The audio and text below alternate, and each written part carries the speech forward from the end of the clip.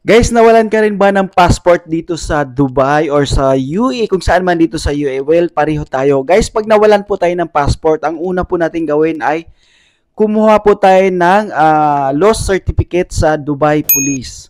So, hindi na natin kailangan pumunta sa police station. So, mayroon pong Dubai Police apps doon po sa ating cellphone, mapa Android man yan or iOS sa iPhone. So, pwede po tayo doon kumuha. So, pumunta lang po tayo sa apps po ng Dubai Police. Tapos, mag-login po tayo and then i-enter lang po natin yung ating Emirates ID at pumunta po tayo sa loss certificate. So, doon po mag-i-issues po sila.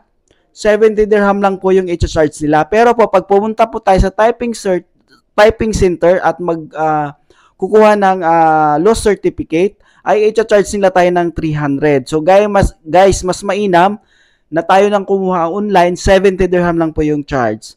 So ganun po yung ginawa ko. Then after that, nakakuha ko ng loss certificate galing sa police.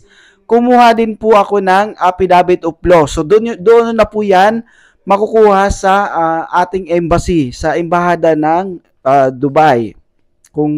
Or sa Abu Dhabi kung taga Abu Dhabi kayo. So ang affidavit of loss ay nagkakahalaga lang po ng 100 dirham. Tapos yung lost passport ay 600. So gagastos po tayo ng total of 770. So yung sa akin guys, January 17 ko po yun kinuha or January 17 po na-process. So hindi na natin kailangan ng appointment pag tayo ay pupunta ng embassy. Basta sabihin lang po natin na nawala po yung ating passport, papapasukin po tayo doon. No need appointment na po. And then, after 2 weeks, nung chinek ko po sa system ng DFA for releasing na po yung aking passport within 2 weeks lang. So, imagine nyo guys, 2 weeks lang marirelease na po yung passport ko. So, naisip ko siguro nga dahil may kamahalan kasi nga, pag mag-renew ka guys, 240 lang po yung bayad. Ngayon po, pagka lost passport, 600 plus affidavit of loss na 100. So, total of 700. Plus, mayroon pang police report or police certificate na 70. So, ang total po na nagastos ko, 770. Ayan. So, guys, ganun lang po kadali kung paghalimbawa na nawala po ang inyong passport. Isa po sa pinaka-requirements natin dito ay ang loss certificate na galing po sa Dubai Police.